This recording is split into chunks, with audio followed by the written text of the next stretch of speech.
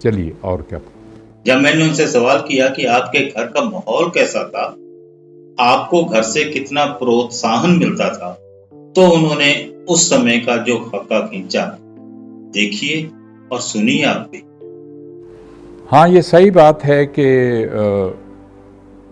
मेरा बाप जो था बेचारा अनपढ़ आदमी था और हल चला के जो रोटी कमाता था वो हम लोगों को पालता था। थोड़ी सी ज़मीन थी हमारी और आपने 12 कहा, 12 नहीं, हम 15 बहन भाई पैदा हुए। उस ज़माने में कहाँ ये फैमिली प्लानिंग थी, तो हर साल बच्चा हो जाता था वहाँ। तो 15 बहन भाई में से हम 8 बचे। 8 में से 4 पाकिस्तान में मारे गए और 4 हम बच के यहाँ पे आ गए। तो मैं आपको ये बताना चाहता हूँ कि जो हमारा विलेज था वो इतना बैकवर्ड था कि सिटी से करीबन कोई 10 किलोमीटर के डिस्टेंस पे था। तो मैंने वहाँ से 4th क्लास पास की, वो भी हमारे गांव के पास एक मुसलमानों का स्कूल था और वहाँ पे हम पढ़ने के लिए जाते थे, मस्जिद में बैठ के पढ़ा करते थे।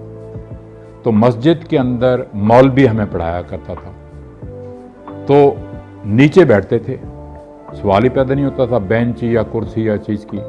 इवन जो पढ़ाने वाला मौलवी था वो भी एक छोटा सा थड़ा होता है जो 1-1.5 फुट हाइट होती है, उसके ऊपर वो दरी बिछा के बैठा करता था। और हम सब लोग जो थे लड़के पढ़ने वाले वो नीचे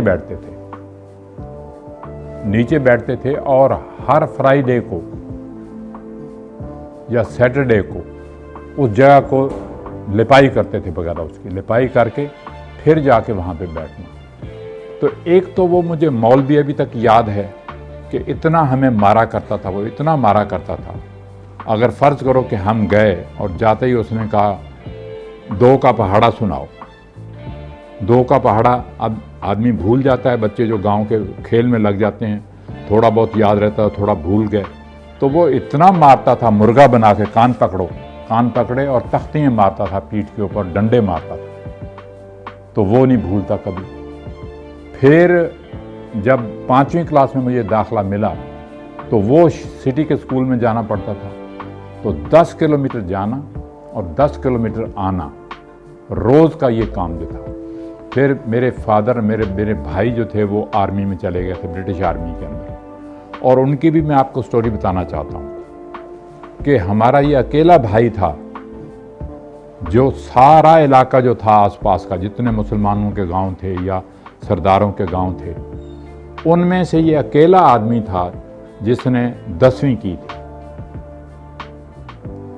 तो सारे गांव के अंदर मेरे जितने भी गांव थे आसपास के, मेरे बाप का नाम चलता था कि सरदार संपूर्ण सिंह का लड़का जो है उसने 10वीं पास की है। और फिर क्या होता था कि अंग्रेज़ों के ज़माने में पोस्ट कार्ड आया करते थे। आपको मालूम होगा कि वो पोस्ट कार्ड जो था उस पर लिखा होता था कि भी हम ठीक ठाक हैं और आप अपना हाल बताइए।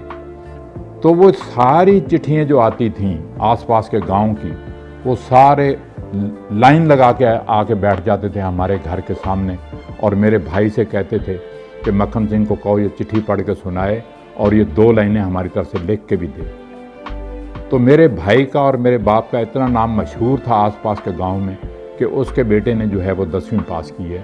बहुत बड़ी बात थी उस ज़माने में। तो ये चीज़ें कभी भूली नहीं जा सकती। तो ये मैं अपने गांव की आपको बात बता रहा हूँ। और फिर जब हम स्कूल जाते थे पढ़ने के लिए, मैं और एक मेरे साथ और लड़का हुआ करता था। आपने फिल्म पता नहीं देखी है कि नहीं देखी है, उस फिल्म के अंदर वो लड़का दिखाया गया मेरे साथ। तो हम जाते थे नंगे पाँव, जूती तो हुआ ही नहीं करती थी, और रेत के टिब्बे हुआ करते थे। आपको मालूम है कि मई जून के अंदर कितनी गर्मी होती है और कितनी रेत जो है वो गर्म होती है। तो नंगे पाँव जाते थे और दौड़ते हुए जाते थे। जहाँ पे ग्रास का पैच देखा वहाँ पे जाके पाँव ठंडे किए, फिर दौड़ना शुरू कर दिया। फिर 2 नहरें रास्ते में आती थीं।